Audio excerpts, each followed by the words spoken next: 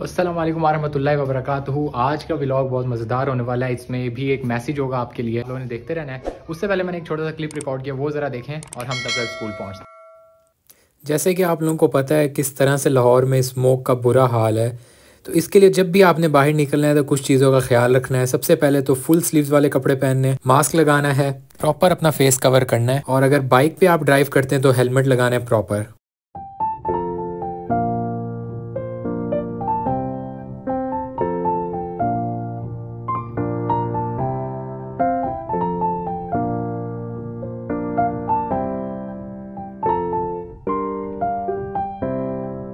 How are you?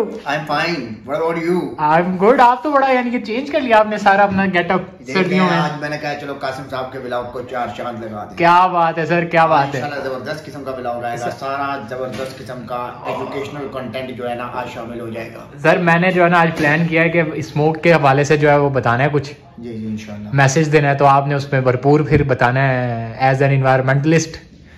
आपको पता खाना क्या खाएंगे हम? खाना भी तो जरूरी होता है ना सर, फिर सुबह से बैठे हुए भूखे। हाँ भूखे बैठे हुए, मैं असल में वो नॉलेज हब गया हुआ था। आप तो उधर से खा के आए होंगे। तो फिर आपको पता है नॉलेज हब पता चला जाए तो वहाँ तो फिर आपको वो हमारे लिए वो है लंगर खाना। तो वहाँ जो है ना सिस्टम चले लेकिन फिर भी करते हैं इंशाल्लाह, करेंगे कुछ इंशाल्लाह। Okay. A few moments later. अच्छा जी, तो अस्सलाम वालेकुम वरहमतुल्लाहि वबरकातुहू। जैसा कि मैंने आपको बताया था कि आज की वीडियो एक मैसेज होने वाला है बहुत अच्छा। उसमें हम स्मोक से रिलेटेड जो है वो आप लोगों को मैसेज देंगे, पैगाम देंगे कोई। और अभी तक जितना पार्ट आपने देखा है वीडियो का उसमें भी आप लोगों को समझ आ गई होगी कि सारे जो है वो मैंने चीज़ें एक्सप्लेन की हैं कि स्मोक में कैसे बचना है। लेकिन अब जो है वो हम सर उमर हफीज़ आए हैं, बहुत ज़बरदस्त हमारे इन्वायरलिस्ट हैं, तो उनसे भी हम कुछ क्वेश्चन पूछेंगे। उससे पहले तो उमर साहब कैसे हैं आप? अल्लाह का शुक्र है मैं बिल्कुल ठीक ठाक, आप सुनाएं कैसे हैं आप? अल्लाह का शुक्र है सर, आपका बहुत शुक्र है कि आपने जो है सर टाइम निकाला। और बीइंग अ बायोलॉजिस्ट एक ये बड़ा ज़बरदस्त है कि आपसे मैं इस चीज़ के बारे में पूछा, क्योंकि आपसे ज़्यादा बेहतरीन इन्फॉर्मेशन किसी के पास नहीं हो सकती मेरे ख्याल से। जी मैं खुद भी असल में ख्वाहिशमंद था कि हम स्मोक की जो अवेयरनेस है वो हम पब्लिक तक पहुँचाएँ, और उसके लिए मैं समझता था कि आपका प्लेटफॉर्म जो है वो बेहतरीन है, क्योंकि आपके प्लेटफॉर्म पे बहुत सारे पेरेंट्स, बहुत सारे स्टूडेंट्स जो है वो जुड़े हुए हैं, अटैच हैं। बहुत सारे जो एकेडमिक पर्सनैलिटीज़ हैं वो भी यहाँ पे ऐड हैं। तो उम्मीद है कि इंशाल्लाह आज की हमारी जो डिस्कशन होगी वो ना सिर्फ स्टूडेंट्स को फ़ायदा देगी बल्कि जो जनरल पब्लिक है उसको भी इंशाल्लाह इससे काफ़ी ज़्यादा फ़ायदा होगा। सर बस यही बात है, माशाल्लाह से आपको बताऊं फैमिली 500 की हो गई है सब्सक्राइबर्स। माशाल्लाह, अल्लाह ताला आपको बहुत तरक्की दे। मैं तो यही चाहता हूँ कि यार आपका प्लेटफॉर्म ग्रो करेगा तो इंशाल्लाह इस प्लेटफॉर्म के जरिए बहुत पॉजिटिविटी फैलेगी इंशाल्लाह। अच्छा सर, सबसे पहले तो अभी हम बैक अपने टॉपिक पे वापस आते हैं। सबसे पहले तो सर मुझे ये बताएं कि लोगों को ये नहीं पता स्मोक है क्या चीज़। कोई धुआं कह रहा होता है इसको, कोई कह रहा होता है फॉग है, कोई पता नहीं बारिश का बादल कह रहा होता है। इसको प्रॉपर मानो अगर हम डिफाइन करें तो ये क्या है, व्हाट इज स्मोक? देखिए सर, स्मोक को अगर हम प्रॉपरली डिफाइन करना चाहते हैं तो ये दो जो आपके पास वर्ड्स हैं उनका कॉम्बिनेशन है, ठीक है। आपके पास बेसिकली यहाँ पे स्मोक एग्जिस्ट करता है और वाटर वेपर्स एग्जिस्ट करते हैं। स्मोक और वाटर वेपर्स का जो कॉम्बिनेशन है ये हमारे पास स्मोक कहलाता है। देखिए सर, जब विंटर्स आते हैं तो विंटर में आपको पता है टेम्परेचर गिर जाता है, ठीक है। टेम्परेचर गिरने की वजह से जो पोल्यूटेंट्स होते हैं, अब आप देखें कि जो जितना भी स्मोक है ये मोस्टली आपको जो इंडस्ट्रियल सिटीज़ हैं वहाँ पे ज़्यादा देखने को मिलेगा। बिलखुसूस पाकिस्तान और इंडिया में ये प्रॉब्लम ज़्यादा है। अब वहाँ पे क्यों ज़्यादा है? क्योंकि टेम्परेचर गिरने की वजह से जितने भी पोल्यूटेंट्स हैं वो वाटर वेपर्स के अंदर ट्रैप हो जाते हैं। अच्छा, ठीक है, वो वाटर वेपर्स के अंदर ट्रैप हो जाते हैं और उस ट्रैप होने की वजह से हमारे पास जो चीज़ बनती है वो दरअसल फोग नहीं होती बल्कि वो स्मोक होती है।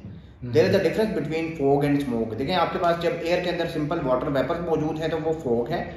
अगर एयर के अंदर वाटर वेपर्स के साथ साथ पोल्यूटेंट्स वहां पे ट्रैप हुए हुए हैं तो वो आपके पास स्मोक है। अब आपको पता है पोल्यूटेंट्स जब हम इनहेल करते हैं तो उसकी वजह से हमें बहुत सारी डिसऑर्डर्स होते हैं। स्पेसिफिकली जो बच्चे हैं, जो ओल्ड एज पीपल हैं, उनमें बहुत ज़्यादा respiratory disorders polluted air inhale करने की वजह से होते हैं। सही है। तो इंडिया वाले कहते हैं पाकिस्तान ने छोड़ा है, पाकिस्तान वाले कहते हैं इंडिया ने छोड़ा है, ये क्या चक्कर है? अनफॉर्चुनेटली बीइंग अ पाकिस्तानी अगर मैं बात करूं तो हम लोग जो है ना, हमारा जो एकेडमिक जो हमारा कल्चर है वो बड़ा वीक है। रिसर्च कल्चर हमारा इतना स्ट्रांग नहीं है। इंडिया तो खैर एकेडमिक अगर हम कल्चर के हवाले से बात करें तो हमसे बहुत बेहतर है, लेकिन फिर भी स्ट्रांग होने के बावजूद भी वो इस प्रॉब्लम को काउंटर नहीं कर पा रहे। तो अब देखें, ये जो जितनी भी स्ट्रेटजीज हैं इसमें तीन चीज़ों की इन्वॉल्वमेंट बहुत ज़्यादा ज़रूरी है। देखें, एक इसमें गवर्नमेंट का स्टेक होना चाहिए, इसमें आपकी जो इंडस्ट्रियल और बिजनेस तबका है उसका एक स्टेक होना चाहिए, फिर आपके पास जो आपकी पब्लिक है वो आपसे कितना इस सिलसिले में कोऑपरेट कर रही है। सबसे ज़्यादा जो इसमें स्टेक है वो गवर्नमेंट का है। गवर्नमेंट जो है ना वो कितने सख्ती से स्टेप्स ले रही है, कितने क्रूशियल मेजर्स वो ले रही है। अब देखें गवर्नमेंट, हमारी तरफ गवर्नमेंट क्या मेजर्स देती है, मतलब जब भी स्मोक का इशू आता है एजुकेशनल इंस्टीट्यूशन बंद कर दिए जाते हैं। अब एजुकेशनल इंस्टीट्यूशन बंद करने की वजह से स्मोक का प्रॉब्लम जो है वो हल तो नहीं हो सकता। कम से कम मुझे अभी लाहौर में रहते हुए 3-4 साल का अरसा हो गया है, मैं मुसलसल 3 to 4 ईयर्स में ये देख रहा हूँ कि जब भी स्मोक का इशू आता है पूरे साल कोई इसके मुतालिक जो है वो आगाही नहीं फैलाई जाती, कोई इसके खिलाफ कोई किसी किस्म के मेजर्स नहीं अडॉप्ट किए जाते, और जब भी स्मोक का इशू आता है तो एजुकेशनल इंस्टीट्यूशंस को बंद कर दिया जाता है। और मेरे ख्याल में ये बिल्कुल भी सोल्यूशन नहीं है। इसका हल क्या है? इसका हल यह है कि जो जितने भी आपके एकेडमिशियन हैं, ठीक है, जितना भी आपका एकेडमिक तबका है, जो आपके रिसर्चर्स हैं, वो इस चीज़ पर रिसर्च करें कि आपकी जितने भी इंडस्ट्रीज हैं वहाँ से पोल्यूटेंट्स को कैसे ट्रैप किया जा सकता है, उनको एयर में जाने से कैसे रोका जा सकता है। आजकल तो आपके पास बहुत सारे फिल्टर मौजूद हैं। फिर आप प्लांट्स जो है ना वो जितना ज़्यादा लगाते हैं, जिस तरह कि इमरान खान ने प्रोजेक्ट शुरू किया था बिलियन ट्री सुनामी का, तो बड़ा ज़बरदस्त प्रोजेक्ट था। देखें आपकी जो अर्बनाइजेशन है ना, सिटीज़ की जो एक्सपेंशन है वो बड़ी प्लान्ड होनी चाहिए। गवर्नमेंट को इस सिलसिले में, जिस तरह इस्लामाबाद है तो इस्लामाबाद जो है वो हमारे नज़दीक एक प्लान्ड सिटी है। आप वेस्टर्न कंट्रीज को अगर देखते हैं तो वेस्टर्न कंट्रीज में जितनी भी चीज़ें हैं वो सारी बड़ी प्लान करके की जाती हैं। हमारे यहाँ पे क्या हो रहा है, अनप्लैंड अर्बनाइजेशन, जिसका जिधर दिल चाहता है वो वहाँ पे इंडस्ट्री लगा देता है, वो वहाँ पे फैक्ट्री लगा देता है। तो इसकी वजह से आपका बहुत ज़्यादा प्रॉब्लम होता है, शहर का सारा तबका इसकी वजह से मुतासिर होता है। और फिर आपकी जितने भी व्हीकल्स हैं, जो ट्रांसपोर्टेशन का सिस्टम है, वहाँ पे आप फ्यूल किस तरह का यूज़ कर रहे हैं, ठीक है, आपकी फ्यूल की क्वालिटी कैसी है। तो ये सारी चीज़ें हैं जिस पे गवर्नमेंट को सोचना चाहिए। गवर्नमेंट को जो है वो जितने भी एकेडमिक पर्सनालिटीज़ हैं उनसे इस सिलसिले में ताउन करना चाहिए। गवर्नमेंट को ऐसे स्टेप्स लेने चाहिए कि जिसकी वजह से जो इंडस्ट्रियल तबका है और जो एकेडमिक पीपल हैं, ठीक है, जो रिसर्चर्स हैं, वो एक दूसरे के करीब आ सकें। तो इस तरह के स्टेप्स जो है वो गवर्नमेंट को लेने चाहिए, और ये मुसलसल लेने चाहिए इस तरह के स्टेप्स। ना सिर्फ ये कि जब भी स्मोक का इशू आए आप तालीमी अदारों को बंद कर दें। तालीमी अदारों को बंद करने से नुकसान है, उससे फ़ायदा कोई नहीं है। सर वो किसी महान इंसान ने कहा था कि एक तो ये पढ़े लिखे भी नहीं है, ऊपर से कोशिश भी नहीं करते तो ये इसलिए तालीमी इदारे बंद करने में सबसे पहले दौड़ते हैं, जैसे तालीमी इदारों में ही सबसे ज़्यादा जो है वो स्मोक आ रही है। अच्छा सर एक बात बताएं ज़रा कि एक तो ये कि इसकी मतलब किसी और मुल्क में इसकी हिस्ट्री रह चुकी है, कॉजेज़ क्या है, फिर पाकिस्तान में कब जो है इसका ओरिजिन सबसे पहली दफ़ा पाकिस्तान में कब आई, थोड़ा आइडिया है आपको इस हवाले से कुछ? इंडस्ट्रियलाइजेशन जहाँ पे भी होगी और अनकंट्रोल्ड होगी वहाँ पे ये इशू होगा। फॉर एग्जाम्पल अगर हम स्मोक की हिस्ट्री देखें तो ये मतलब आप ये कह रहे हैं कि 20वीं सदी में जो है ये हमें देखने को मिली, 1900 में, ठीक है ना, 1903 में, 1904 में स्मोक का इशू आ गया था। अच्छा। 1952 में, 1952 में लंदन में स्मोक की वजह से 4000 लोगों की डेथ हुई। लंदन में क्यों हुआ? क्योंकि इंडस्ट्रियल रेवोल्यूशन आपके पास इंग्लिस्तान में आया था, इंग्लैंड में आया था इंडस्ट्रियल रेवोल्यूशन। तो इंडस्ट्रियल रेवोल्यूशन की वजह से अब शुरू में उन्होंने नहीं कंट्रोल किया इंडस्ट्रीज को, लेकिन आहिस्ता आहिस्ता उन्होंने रियलाइज किया कि नहीं यार, इस तरह तो जाहिर बात है जब ह्यूमन जिनकी बेनिफिट के लिए इतना कुछ किया जा रहा है, जब वो सर्वाइव ही नहीं करेंगे तो फिर इतनी इंडस्ट्रीज तो आपको पता है कि फिर इसका मतलब ये है कि गिने चुने 10 से 15 लोगों को फायदा देंगी, और बाकी जब इंसान ही नहीं रहेंगे तो फिर फायदा किसको देना है? तो फिर इस वजह से हमारे पास जितनी भी इंडस्ट्रियलाइजेशन है वो चेक्ड होनी चाहिए, वो अनचेक्ड नहीं होनी चाहिए। तो ये हमें जो है ना बहरहाल इसकी हिस्ट्री जो मिलती है वो इंग्लैंड से मिलती है। और आज आप देखें माशाल्लाह यूरोप कितना साफ सुथरा है। आज अगर आप यूके में चले जाते हैं तो वहाँ पे आपको जो इंडस्ट्रीज हैं वो वेल प्लान्ड मिलेंगी। वहाँ पे प्रॉपर जो है वो उनके SOPs हैं जिनके तहत वो इंडस्ट्री वहाँ पे लगाई जाती है, गवर्नमेंट से परमिशन ली जाती है, और इसके लिए इन्वायरमेंटल इम्पैक्ट असेसमेंट की जाती है। एक रिपोर्ट होती है जो इन्वायरमेंटलिस्ट होते हैं जो गवर्नमेंट को पेश करते हैं कि आया वाकई इस एरिया में ये एरिया इस काबिल है कि ये इंडस्ट्री को सपोर्ट कर सकता है, इंडस्ट्री लगने की वजह से यहाँ के नेचुरल हैबिटेट्स को, यहाँ के नेचुरल इन्वायरमेंट को कोई नुकसान तो नहीं हो रहा। तो ये इस तरह की इन्वायरमेंटल इम्पैक्ट असेसमेंट होती है जो अनफॉर्चुनेटली पाकिस्तान में बोगस करवाई जाती है। पाकिस्तान में बहुत सारे ऐसे लोग हैं जो बोगस और फेक इन्वायरमेंटल असेसमेंट रिपोर्ट्स बना के देते हैं, जिसकी वजह से जो है वो हमारी तरफ ये प्रॉब्लम्स आ रही हैं। वहाँ तो सर मोस्टली अर्बन एरियाज से थोड़ा सा हट के ही ये चीज़ें बनाई होती हैं कि मतलब सिटीज़ से थोड़ा सा दूर होती हैं ये चीज़ें, क्योंकि ये पोल्यूशन ना सिर्फ एयर पोल्यूशन में बदलती है, लैंड पोल्यूशन भी इससे बहुत ज़्यादा होती है, वाटर पोल्यूशन भी होती है। अच्छा, दूसरा ये है कि अगर हम पाकिस्तान की बात करें तो यहाँ पंजाब वाले जो सूबा है ना उसमें ज़्यादा है ये चीज़। मतलब ये लाहौर में अगर हम देख लें, हम लाहौर में बैठे हुए हैं तो लाहौर, सियालकोट, आसपास वाले जो एरियाज हैं, गुजरांवाला वगैरह, इधर ज़्यादा हमें मिलती है। और यही अगर हम, जैसे आपने इस्लामाबाद की एग्जांपल दी, इस्लामाबाद चले जाएं, KP के चले जाएं, उधर नहीं हमें ये चीज़ें फील होती इतनी। बिल्कुल ऐसा ही है। देखें आप इंडिया में दिल्ली में बहुत ज़्यादा इशू है स्मोक का, पाकिस्तान में लाहौर में बहुत ज़्यादा इशू है स्मोक का। तो देखें अब ये जो स्पेसिफिक जोन्स हैं, अब यहाँ पे ये बात भी की जाती है कि जो क्रॉप रेसिड्यूज हैं, ठीक है, जो बची कुची क्रॉप्स जितनी भी फसलें होती हैं उनका जो मवाद होता है उसको आग लगाने से भी, देखें जहाँ पे कोल की बर्निंग होगी ना ज़्यादा, वहाँ पे हमारे पास ये सल्फर स्मोक का इशू होगा। अच्छा, ठीक है। अब हमें बज़ाहिर तो ये लगता है कि गर्मियों में स्मोक नहीं होती, लेकिन हकीकत बात ये है कि गर्मियों में भी स्मोक किसी ना किसी तौर पे एग्जिस्ट करती है। आप अगर किसी पिक्चर में देखें ना, कभी किसी पहाड़ी इलाके का व्यू देखें और आप लाहौर का गर्मियों में व्यू देखें, तो आपको बड़ा वाज़ेह फर्क नजर आएगा। बिल्कुल स्मोक जो है वो, हाँ सर्दियों में यह है कि हमें बड़ी इजीली विजिबल होती है, ठीक है, हमें नजर आ रही होती है स्मोक, और उसमें चूंकि हमारी नकलो हरकत में एक रुकावट पैदा कर रही होती है तो हम उसको ज़्यादा कंसिडर करते हैं। अदरवाइज ये है कि ये स्मोक का इशू गर्मियों में भी परसिस्ट करता है। तो गवर्नमेंट की जैसे अभी बात की थी हमने, गवर्नमेंट के पास तो एक ही स्ट्रेटजी है कि इदारे बंद कर दो, तालीमी इदारे खास तौर पे लॉकडाउन लगा दो, बिल्कुल जो है वो मुल्क स्टॉप हो जाए, काम शाम ना करें लोग। और क्या क्या गवर्नमेंट के पास इस तरह की स्ट्रेटजीज हैं जो वो अपनाएं? एक तो आपने कहा था एजुकेशनिस्ट ज़्यादा से ज़्यादा उनसे आइडियाज़ लें और उनसे जो है उनके साथ मिल के वर्किंग करें, लेकिन और भी ऐसा क्या कर सकते हैं कि मतलब जिसमें, देखिए अभी तक तो सर फेलियर ही लग रहा है, जब से ये स्मोक का सिस्टम शुरू हुआ है जो भी गवर्नमेंट रही है फेलियर ही लग रहा है। इमरान खान के दौर में था, चले उसने स्टेप्स ली, प्लांटेशन वगैरह ये चीज़ें की हैं, लेकिन अब वाली गवर्नमेंट तो बिल्कुल भी जो है वो कंट्रोल नहीं कर पा रही इस चीज़ को। तो इस पर क्या उनको ऐसे स्टेप्स लेने चाहिए जिससे मतलब ये चीज़ ख़त्म हो जाए हमारे मुल्क से भी? बिल्कुल देखें, मैं ये हमेशा ये बात कहता हूँ कि तरक्की आजकल के दौर में तब ही पॉसिबल है जब आप सस्टेनेबल डेवलपमेंट के जो रूल्स हैं उनको फॉलो करेंगे। देखिए सस्टेनेबल डेवलपमेंट क्या है कि आप अपने एनवायरनमेंट को भी प्रोटेक्ट कर रहे हैं और आप तरक्की भी कर रहे हैं।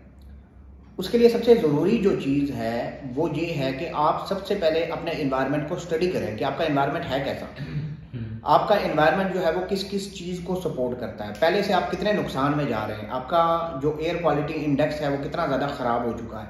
अब आप मज़ीद देखें, सबसे जो बेहतरीन स्टेप जो मैं समझता हूँ वो है एफोरेस्टेशन, ठीक है, दरख्तों के ज़्यादा से ज़्यादा लगाना। जितने ज़्यादा फॉरेस्ट आपके पास होंगे वो पोल्यूटेंट्स को एब्जॉर्ब करने की सलाहियत रखते हैं। और ये मेरे ख्याल से ड्यूटी सिर्फ गवर्नमेंट भी ना हम छोड़ेंगे, आवाम के लिए भी मैसेज है। जी बिल्कुल, आवाम के लिए भी ये मैसेज है। देखें आवाम जो है ना, बजाय डिफॉरेस्टेशन के उनको एफोरेस्टेशन की तरफ जाना चाहिए। इनमें बहुत सारी NGOs की हेल्प ली जा सकती है और अभी भी लाहौर के अंदर ये कैपेसिटी मौजूद है कि यहाँ पे दरख्त लगाए जा सकते हैं अगर गवर्नमेंट जो है वो इस सिलसिले में कोई स्ट्रेटजीज अपनाती है, कोई अपने जो है ना अपनी इसको पॉलिसी और अपनी प्लानिंग का अगर हिस्सा बनाती है तो लाहौर को दोबारा यहाँ पे शजरकारी पॉसिबल है, ठीक है। तो यहाँ पे मेरे ख्याल में जितने ज़्यादा दरख्त लगाए जाएंगे, अब जिस तरह आपके पास जो है ना बायोलॉजी में या इन्वायरमेंटल साइंसेज में हम ये कहते हैं कि लाइकन, ठीक है, फंजाई और एल्गी का एक सिम्बायोटिक एसोसिएशन है, तो वो आपके पास बड़ा एक अच्छा पोल्यूशन इंडिकेटर के तौर पे काम करता है, ठीक है। तो आप लाइकन्स को यहाँ पे ग्रो करवाएं। आप जितने ज़्यादा यहाँ पे लाइकन होंगे आपका एनवायरनमेंट उतना ज़्यादा साफ सुथरा होगा। तो आप डिफरेंट एकेडमिक स्ट्रेटजीज़ को फॉलो करके शहर से ये आलूदगी को ख़त्म किया जा सकता है। इतना आजकल की जितनी डेवलप दुनिया ने जितनी तरक्की कर ली है तो मेरे ख्याल में पोल्यूशन का प्रॉब्लम तो कुछ भी नहीं है उसके मुकाबले। बिल्कुल ऐसे ही है सर। अब तालीमी इदारे तो क्योंकि बंद हैं, हम भी टीचर ही हैं, आपको पता है एजुकेशनिस्ट हैं, तो किस तरह से पेरेंट्स भी बहुत डिस्टर्ब हो रहे हैं, स्टूडेंट्स भी डिस्टर्ब हो रहे हैं, पढ़ाई क्योंकि डिस्टर्ब हो रही है।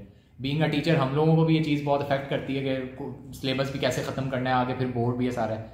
तो अब एजुकेशन इंस्टीट्यूशंस को क्या स्टेप्स लेने चाहिए अगर इस तरह की कोई मुश्किलात आ जाएं? कोविड में भी आपको पता आई थी, तो किस तरह से इदारे जो है वो कंटिन्यू रख सकते हैं स्टडीज़? देखिए सर, इसमें भी गवर्नमेंट को जारी बात है, गवर्नमेंट ने जब इतना प्रोलॉन्ग्ड लॉकडाउन करना है कि अगर 2-3 हफ्ते पे वो चला जाता है तो गवर्नमेंट को फिर इस तरह की सहूलत जो है वो प्रोवाइड करनी चाहिए जिसमें इंटरनेट कनेक्शन बहुत बेहतर हो।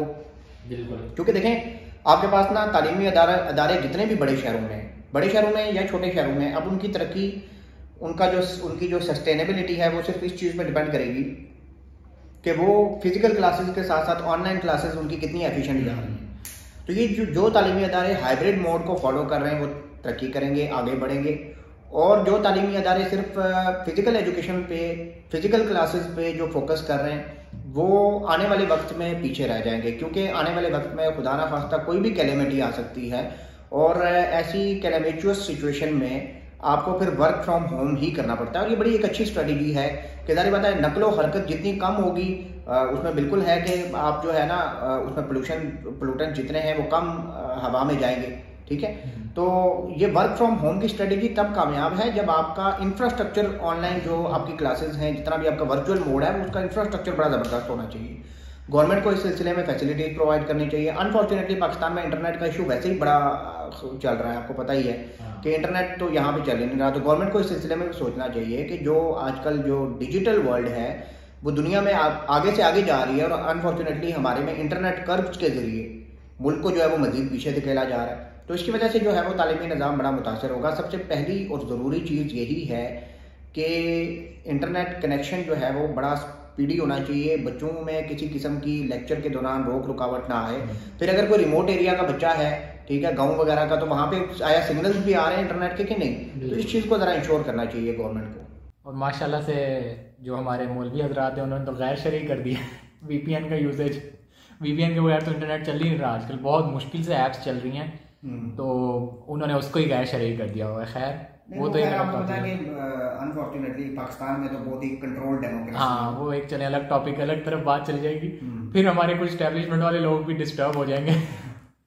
अच्छा, अब इसमें बस एंड पे आप थोड़ा सा एक ये बता दें कि कुछ पेरेंट्स, हमारे भी ज़ाहिर पेरेंट्स सब्सक्राइबर्स भी हैं, वो देख भी रहे होंगे, तो उनको थोड़ा सा आप एक मैसेज दे दें कि वो फिलहाल जो है परेशान ना हो, क्योंकि काफ़ी पेरेंट्स की जो है ये परेशानी है कि छुट्टियां हो गई हैं, बच्चों को किस तरह से होगा, और साल का एंड आया हुआ है, वैसे ही पेपर्स वगैरह भी आ गए। एक वो मैसेज देना है। दूसरा आपने सर कुछ मैसेज, एक तो हमने ये कह दिया है कि आवाम किस तरह से सपोर्ट कर सकती है इसमें, पौधे लगाए, उसके अलावा और कुछ अगर आवाम की तरफ से इनपुट है तो वो भी ज़रा बता दें, ताकि लोगों को पता हो कि हमारी ड्यूटीज़ हैं, हम कम से कम अपनी ड्यूटीज़ तो पूरी करके चलें, गवर्नमेंट चलें फिर जो करेगी वो देखेंगे। जी बिल्कुल, देखें कि हर बंदा जो है वो अपने सराउंडिंग में देखे। आप अगर यूरोपियन कल्चर को देखें ना, यूरोपियन कल्चर में हर घर के साथ एक छोटा सा लॉन, ठीक है, एक छोटा सा ग्रीन जोन मौजूद होता है जहाँ पे वो कुछ प्लांट्स लगाते हैं, चाहे वो ऑर्नामेंटल प्लांट्स हों, चाहे वो वेजिटेबल्स हों। तो हम जब तक नेचर के साथ दोस्ती नहीं करेंगे ना, तो नेचर हमें कभी भी सपोर्ट नहीं करेगी। बिल्कुल ऐसे। और नेचर के बगैर हमारा सर्वाइवल नहीं है। तो इस वजह से हर बंदे को नेचर फ्रेंडली होना चाहिए। हमें जितना भी ये मटीरियलिज्म है, मटीरियलिज्म से हमें, मटीरियल बिल्कुल ज़रूरत है, हमारी ज़रूरत है, हमें मटीरियल के लिए स्ट्रगल भी करनी चाहिए, लेकिन मटीरियल को इतना सर पे हावी नहीं करना चाहिए कि जिसकी वजह से हमारी नेचर डिस्टर्ब हो।